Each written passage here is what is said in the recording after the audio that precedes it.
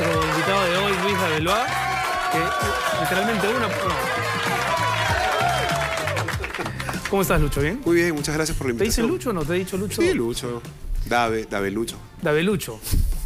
Bueno, nada, primero hablemos de política. Ok. Comentábamos antes de empezar el tema de Galarreta, la justificación que ha hecho el presidente del Congreso de estas adquisiciones tan polémicas. Y lo primero que me gustaría saber es, ¿tú qué piensas? Porque has hecho hoy en Perú 21 en tu columna de hoy, me parece, o la de ayer.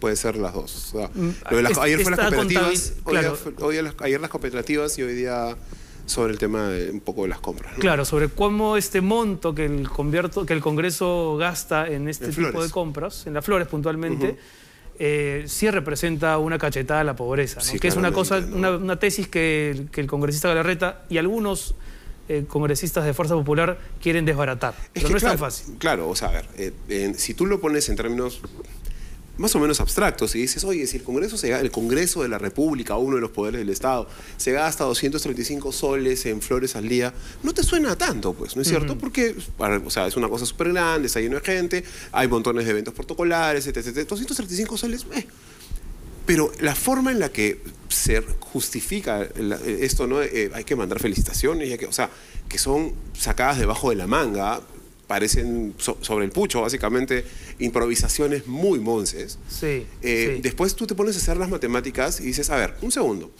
vamos a poner esto, son 84.000 y pico soles, 84.400 al año, 7.000 soles al mes, 235 soles al día, 235 soles al día. Entonces tú empiezas a mirar por la encuesta nacional de hogares del 2017, la ENAO, ¿cuánto ganan la gente en el Perú? Porque el sueldo promedio en el Perú no te dice absolutamente nada, como comprenderás, ¿no? Entonces, y te pones a mirar por franjas. Los que ganan de 385 soles para abajo, 385 soles para abajo, al mes, son 7 millones de personas. Claro, a ellos es a los que finalmente este tipo de decisiones los debería irritar más. 7 millones de personas, o sea, que ganan por debajo de 385.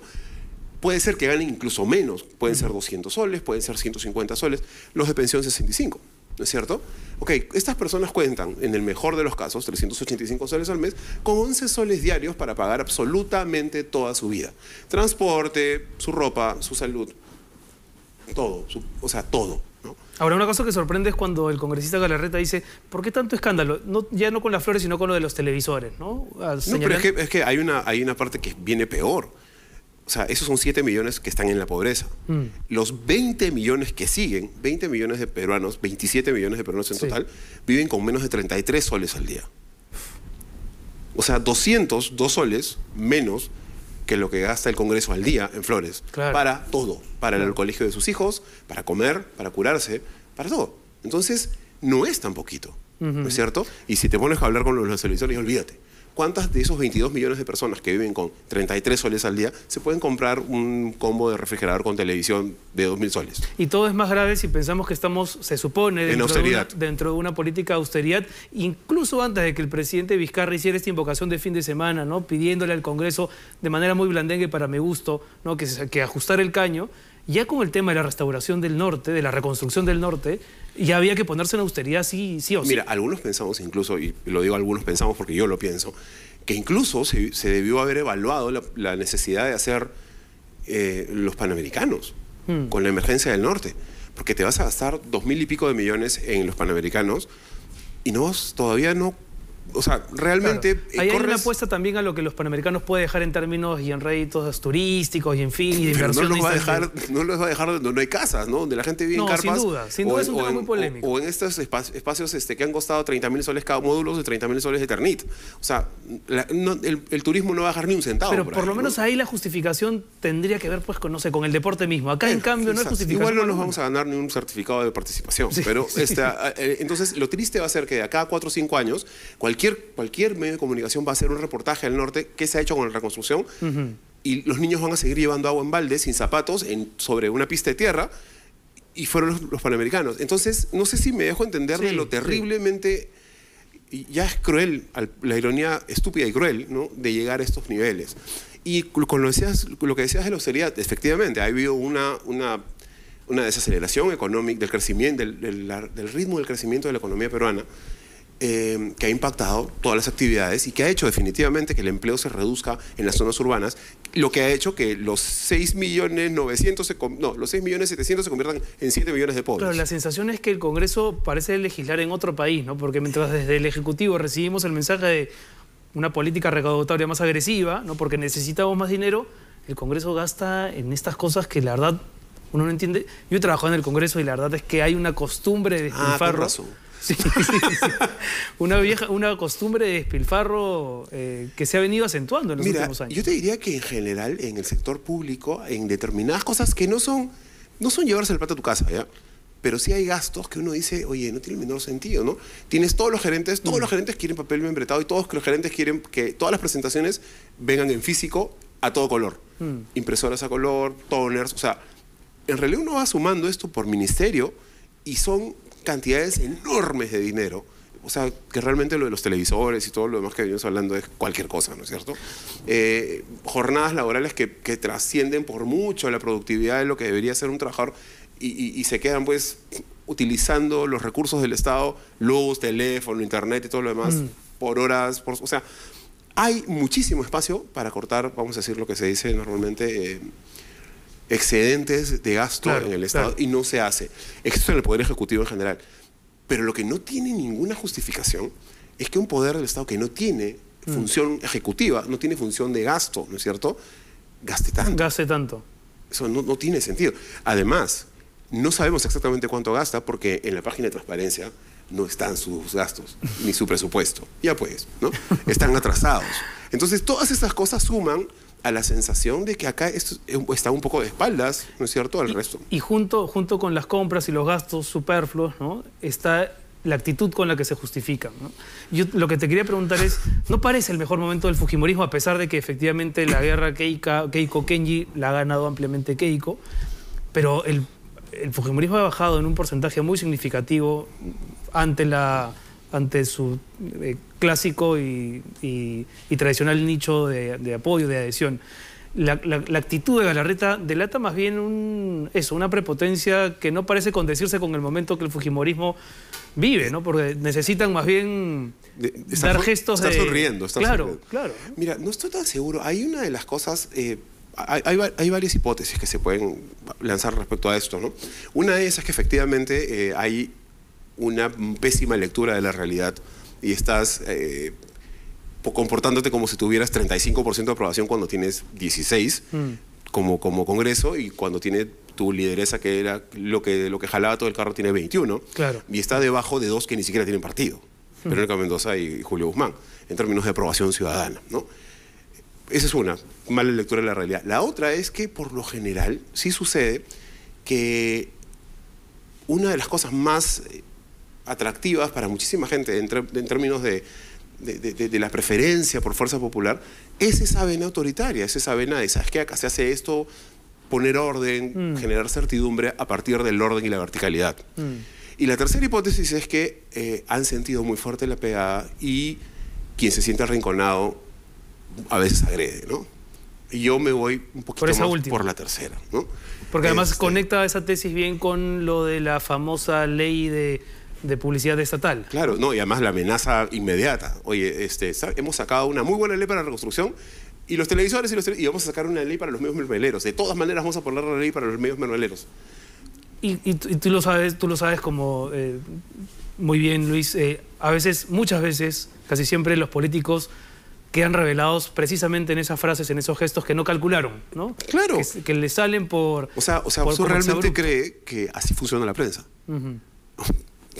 O sea, ¿usted realmente cree que alguien le pregunta sobre los televisores porque alguien está pagando a él para fastidiarlo a usted? ¿Significa que cuando alguien no le pregunta algo simpático, usted le está pagando para que le pregunte algo simpático? ¿No es cierto? O sea, da un poco la vuelta en ese sentido. El León cree que todos son de su condición y estoy usando el León porque estamos en la televisión, pero suele pasar en ese sentido. O sea, sí, efectivamente esto tiene una lectura doble todo el tiempo. Ahora, ¿tú crees que vaya a prosperar esta iniciativa legislativa del congresista Mulder a la que el congresista Galarreta la ha apoyado abiertamente? Mira, está tan deslegitimado el Congreso que yo honestamente no lo creo. Ahora, el Congreso está deslegitimado, pero los medios de comunicación también. Entonces, pero el Congreso lo que hace es, por ejemplo, homenajear a Cipriani, condecorarlo. El cardenal tiene un arrastre popular masivo, organiza marchas que son multitudinarias, en fin. ¿No? Es una buena, digamos, movida. Sí, pero yo creo que eso es más un tema de, ¿sabes qué? Es una especie de premio consuelo porque hay otro igual que tú, ¿no?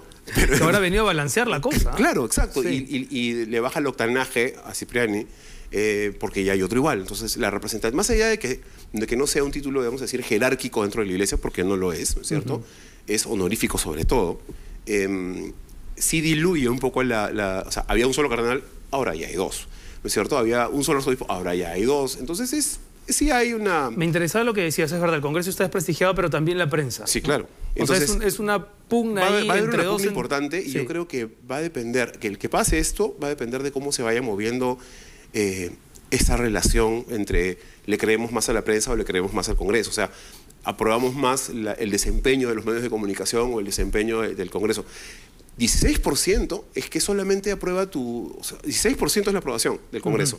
Es que solamente 1 de cada 6 peruanos cree que hacen su trabajo. Claro. Los otros 5 piensan que... Y habría que preguntarse si ese peruano de cada 6 está informado respecto del día a día del Congreso. Probablemente no. Y probablemente los otros 5 tampoco, pero la sensación que tienen, o sea, claro, porque... Finalmente todo esto son sensaciones. Exactamente, son percepciones, ¿no? Es que no están haciendo su trabajo, de que efectivamente hay una pata coja y que no se están haciendo cargo de sus necesidades. Ellos están sentados ahí para hacer un trabajo, ¿no es cierto? Yo, ¿dónde percibo que están haciendo su trabajo? En los contactos que tengo con el Estado.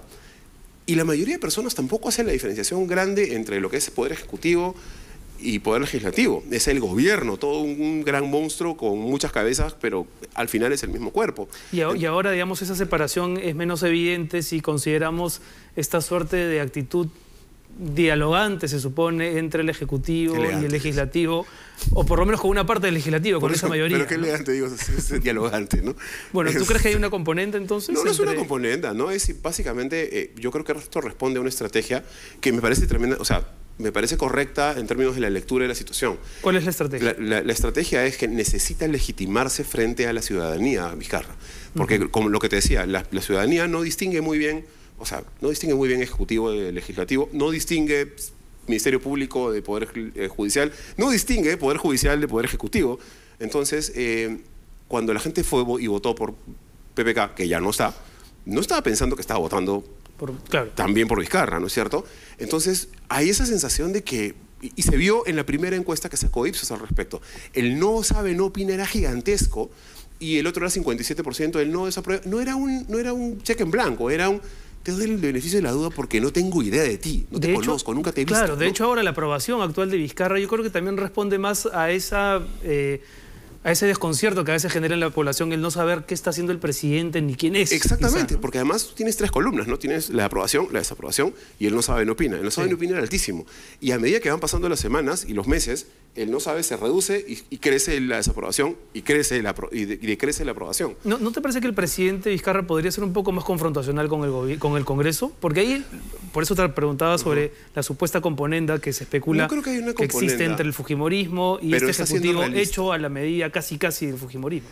Es que ahora el fujimorismo y todo el Congreso está pasando por y bueno, el fujimorismo en general como movimiento después de esto, cuando lanzas una bomba nuclear de esta naturaleza, como lo de los Mamani videos, ¿cierto? Todo el mundo sale chamuscado. O sea, incluso el propio autor el lanzador, ¿no? Sí. Y es lo que ha pasado. O sea, hay una deslegitimación, hay un golpe durísimo, hay una sensación... Además, otra vez, si no hacemos los distingos entre instituciones, entre políticos menos, ¿no es cierto? Entonces, toda la clase política transversalmente está manchada, está cargada con algo. Y en realidad la mayoría de la gente quiere que se vayan todos, lo cual es peligrosísimo en términos de idea de instituciones, de democracia y todo lo demás. Creo que no lo están viendo en general. Yo creo que más bien Vizcarra y Villanueva sí lo vieron. Y lo que están tratando de hacer es legitimar ¿cómo? Comprando tiempo. ¿Sabes qué? Vamos a darles por su lado, mientras mejoramos, aunque sea de parche, donde el Estado se conecta directamente con la población. Sensaciones. Seguridad. Porque la corrupción otra vez es una sensación de la función de la seguridad ciudadana. salud y educación. O sea, hay 3 cosas que vaya a la posta y que haya gasa. Por lo menos en el tema de educación sí parece ser un pleito que el presidente quiere comprarse, ¿no? Lo ha dicho, bueno, discursivamente está claro, vamos a ver qué tanto lo aterriza. Tenemos una amenaza de huelga encima, ¿no? Sí. Entonces, es bien bravo. Entonces, yo creo que él ha sobreestimado su capacidad de generar este ambiente positivo que lo legitime a él y a su gobierno y a su gabinete y a su primer ministro frente a la población, y ha subestimado el peso de la piedra que representa acercarse tanto a Fuerza Popular y ponérsela en el cuello, con todo lo que pesa, porque estamos viendo los pasivos, ¿no?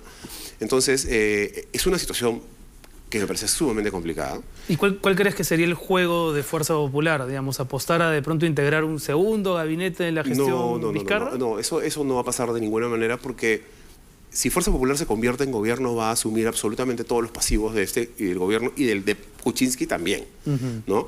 Entonces, no es algo que les convenga. Ellos quieren ir como una opción real de oposición a 2021. Lo que deberían hacer es un trabajo responsable de oposición.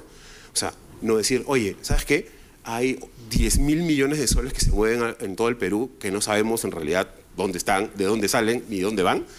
Hace 14 años que estamos persiguiendo una ley para que la superintendencia los regule. Ya, no, ¿sabes qué? No, vamos a sacar otra y de repente es con un cambio constitucional.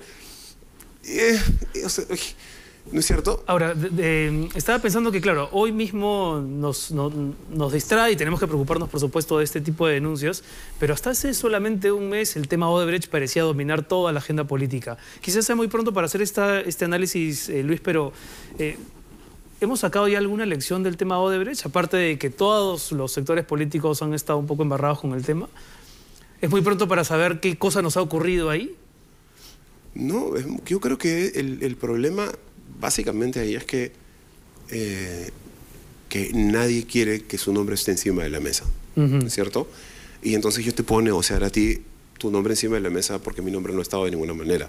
Si yo no he sido gobierno, lo más probable es que yo no haya estado manchado directamente con lo de Odebrecht, sino tangencialmente. Pero si tú has sido gobierno, tienes que negociar alguna cosa conmigo, ¿no es cierto? Entonces, esa es otra percepción ciudadana de que la Comisión Lavajato, o sea, 76% de los peruanos, 3 de cada 4, cree que esto simplemente sirve para blindar a determinados personajes. Exacto. Y el resto es un circo. Y sin embargo, se han gastado 3 millones de soles en viáticos, o sea, otra vez, de nuevo la austeridad donde está y no hay resultados. Y es muy importante que la ciudadanía entienda esto. Lo que sea que encuentre la Comisión Lavajato no es vinculante, ni tiene peso judicial. O sea, nadie va a ir preso por lo que descubran ellos, sino a partir de que se pueda abrir una investigación fiscal y que siga un proceso en el Poder Judicial. Entonces, es como un poco salir a disparar salvas. No sé si me dejo entender. Sí. Pero no estás disparando salvas, estás disparando 3 millones de soles. Ahora, la desgracia con todo esto, y estoy pensando en el tema desde la vacancia de Kuczynski, la renuncia de Kuczynski, la situación del Congreso, es que nos deja muy mal a los peruanos como electores. La reflexión es permanente y siempre y termina siendo casi hasta aburrida. Sí, pero el Reino Unido se fueron de la Unión Europea, tienen a Trump. O sea, está todo bien. Digamos, o sea, pero ¿tú crees que hay como una especie de crisis planetaria de los electores? ¿Se elige mal en todas partes? No, yo creo que es más bien es un poco más complicado y un poco más profundo. Es una crisis de sistema, ¿no? Durante casi 20 años, en general, hemos vivido una sensación planetaria de relativa paz, un crecimiento económico moderado, pero crecimiento al fin, con inclusión. Ha salido miles de millones de personas de la pobreza, pero la promesa anda por aquí, ¿no? La promesa de bienestar, de inclusión, de que tus hijos van a poder, que tus hijos no van a tener tu destino solo porque tú eres su papá y porque nacieron en el mismo sitio que tú. A nivel planetario eso no está pasando. O sea, Trump es una extraordinaria muestra de eso, ¿no? Sí, sin duda. Y en Europa también, los movimientos neoconservadores, del alt-right, o sea, es una reivindicación del nacionalismo de una clase que se siente desclasada y desplazada y que es cada vez más grande. ¿Es tortuoso o es un disfrute, es agotador hacer columnismo político ¿diario? En el Perú? Pero claro, digamos, la frase hecha es que la política peruana nunca te aburre. Pero, sí, claro, a ver... Claro. De hecho, sería complicado vivir en Finlandia, ¿no? Claro, no habrían temas. Claro, habría que escribir... O sea, ¿pero te frustra también o no? Sí, claro, porque te gana un poco Eso son 300 palabras que escribo todos los días. Y en 300 palabras puedes hacer puntualizaciones muy fuertes sobre determinadas cosas, pero no todos los días se pueden hacer puntualizaciones así, si no necesitas más espacio para darle alguna vuelta un poco más. Lo que estábamos hablando ahorita, temas de sistema, temas de la democracia, ¿por qué es tan importante que la gente crea en las instituciones? Porque son ficciones, porque no son de verdad, porque si dejas de creer en ellas desaparecen. De pronto ya, eso en 300 palabras. Claro, y de pronto ese es un riesgo de la columna diaria, ¿no? Que te impide, no sé si tú lo ves así, como que a veces mirar la cosa más con perspectiva. ¿Te pasa o no? No, eso sí no me pasa. O sea, tengo suerte, o sea, creo que tengo un círculo de gente que me permite mantenerme a una distancia importante. Estoy estudiando una maestría, ya por terminar la maestría de Ciencia Política en la Católica, y eso te da otra perspectiva más, ¿no? Claro, porque además tienes una mirada comparada de lo que ocurre en la región. Exactamente, ¿no? De política internacional. Entonces, eso ayuda muchísimo que no te quedes clavado en el día a día y en la minucia de la flor, ¿no? Y a desdramatizar también el hecho, esta sensación, ¿no? de que la política peruana es calamitosa. Es calamitosa en muchas otras partes del mundo. Así es. O sea, por eso te decía, todo bien, ¿no? O sea, sí. No es que, o sea, no está todo bien, pero no es tan terrible como en otros sitios. O sea, hay sitios peores y yo creo que sí le podemos dar la vuelta. Pero el peligro verdadero aquí, en el Perú, en lo que te decía, es que la gente deje de creer por completo en las instituciones. Porque las instituciones son convenciones, son ficciones, son puramente ficciones. Son entelequias, sí. Sí, ok, si ya no creemos en ellas, ya no sirven para nada. Hablabas de peligros. Hablemos de un peligro que no sé si está latente, si hay un sector que quiere que esté latente, que lo instrumentaliza con su discurso. El terrorismo, Sendero Luminoso puntualmente. ¿Tú crees que se está haciendo una manipulación del tema del terruqueo?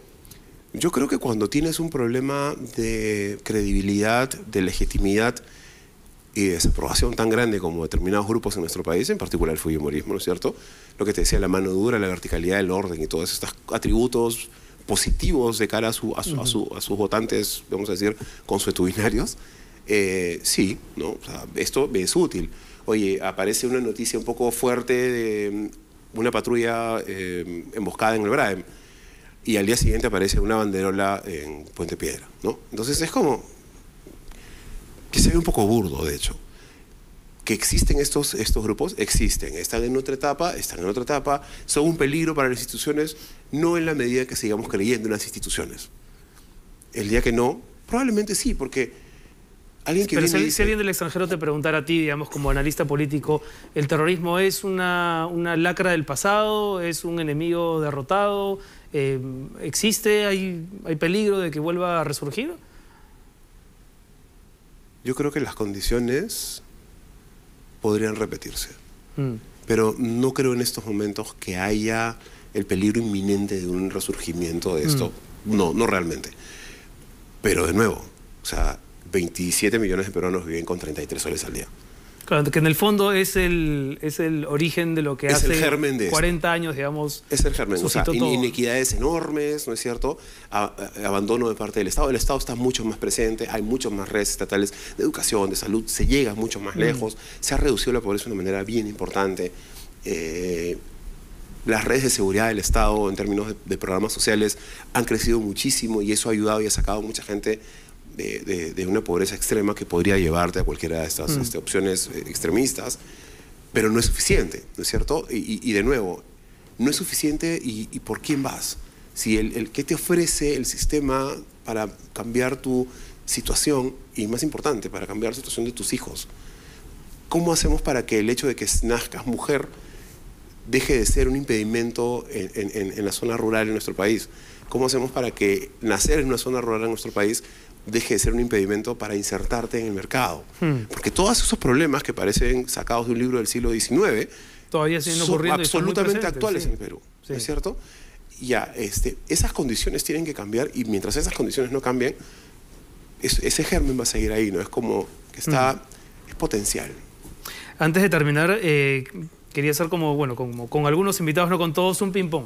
Okay. ¿Sí, te parece? ¿Tenemos la musiquita del ping-pong, señor director? ¿Sí? Yo te lanzo palabras, frases y tú me das una definición automática o lo primero que se te venga a la cabeza. Okay. A ver, Congreso de la República. Institución. Fujimorismo. Qué pena. ¿Caviarismo? ¿Existe el caviarismo? No, no existe. ¿Te consideras caviar? ¿Te dicen caviar? No, ¿cómo podría ser caviar? Yo tomo cerveza. ¿Pero te lo han dicho? Sí. Sí, pero... ¿no? ¿Es lo peor que te han dicho? No, me han dicho chino. No, te estoy fastidiando. No, pues sabes que me da igual. O sea, me han dicho caviar, que es lo peor que me han dicho. Rojo, proterruco, maricón, y cosas súper fuertes en ese sentido, ¿no? ¿En una misma frase, rojo, proterruco, maricón? Sí, claro. Ya, está bien, ¿no? está fuerte. No, pero pues, o sea, y olvídate, si después te lo paso por mensaje de texto. DBA. La derecha bruta y hechorada. Un lastre enorme, ¿no? Odebrecht. Otro lastre enorme. Un político decente, un político que a ti te parezca, cuyo trabajo te convenza, que no necesariamente milites ideológicamente con él, pero que te parezca... Tengo dos, tengo a Alberto Belaunde y a Marisa Glave. Y Marisa Glave. ¿Keiko o Kenji? ¿Hay más hermanos?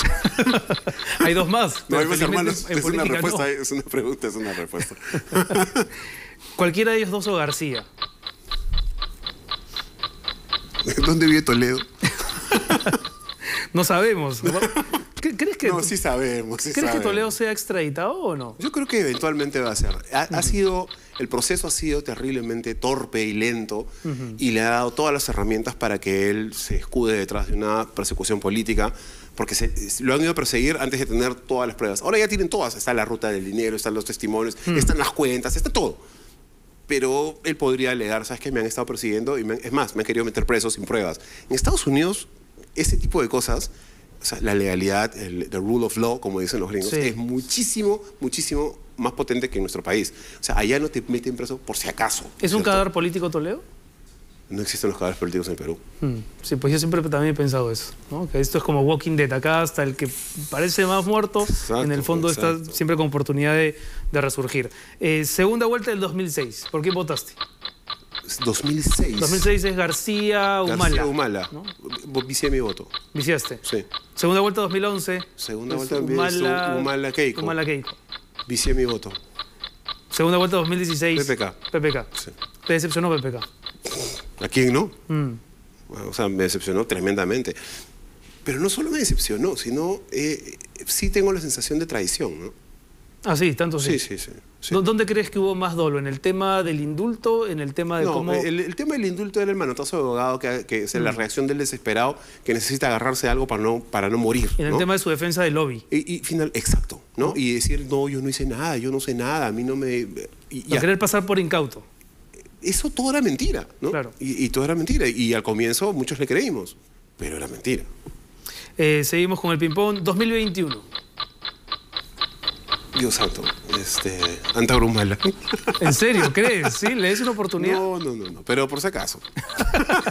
Lugar de la memoria. Justicia.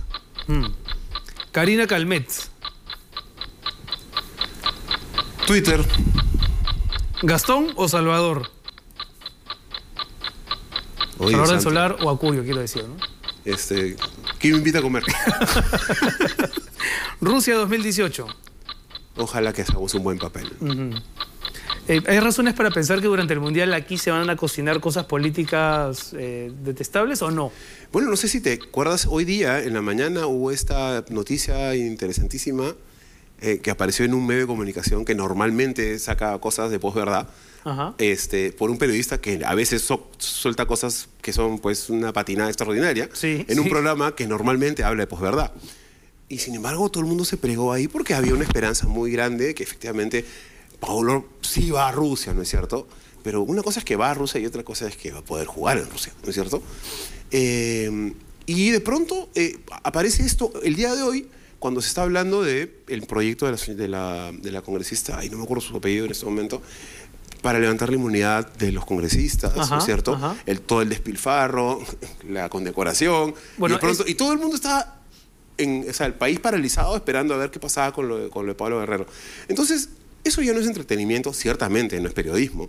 Entonces, ¿qué le ponemos? Cortina de humo de frente.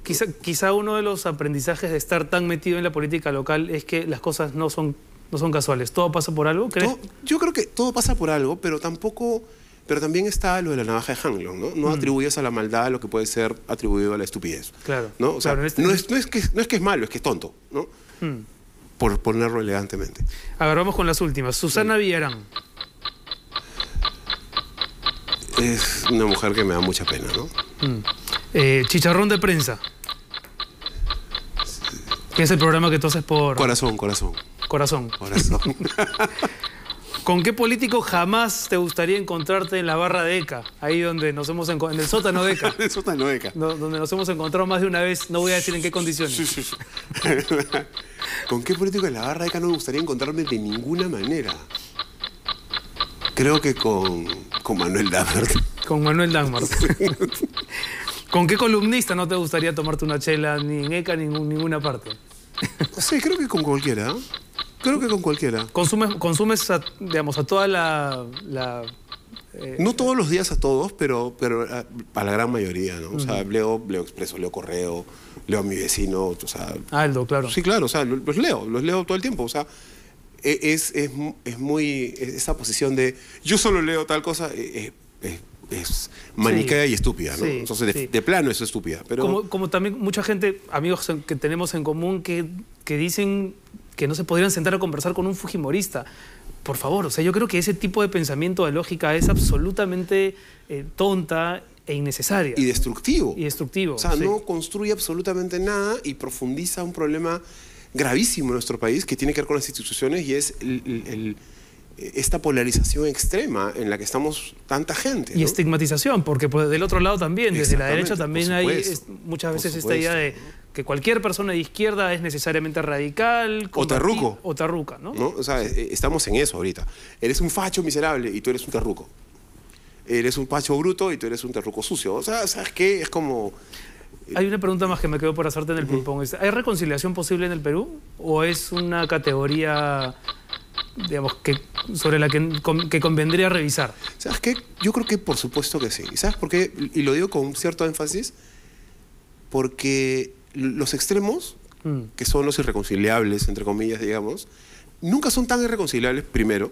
Y segundo, se parecen mucho en sus métodos, ¿no? Y segundo, la gran mayoría de las personas que está al medio no le mueve el pelo tanto la DBA o la ultraizquierda, ¿no? O sea, la mayoría de las personas quiere vivir en paz, quiere vivir con un relativo bienestar. Y en eso estamos de acuerdo absolutamente todos. Y estamos todos de acuerdo en eso. Entonces, eso es los 27 millones.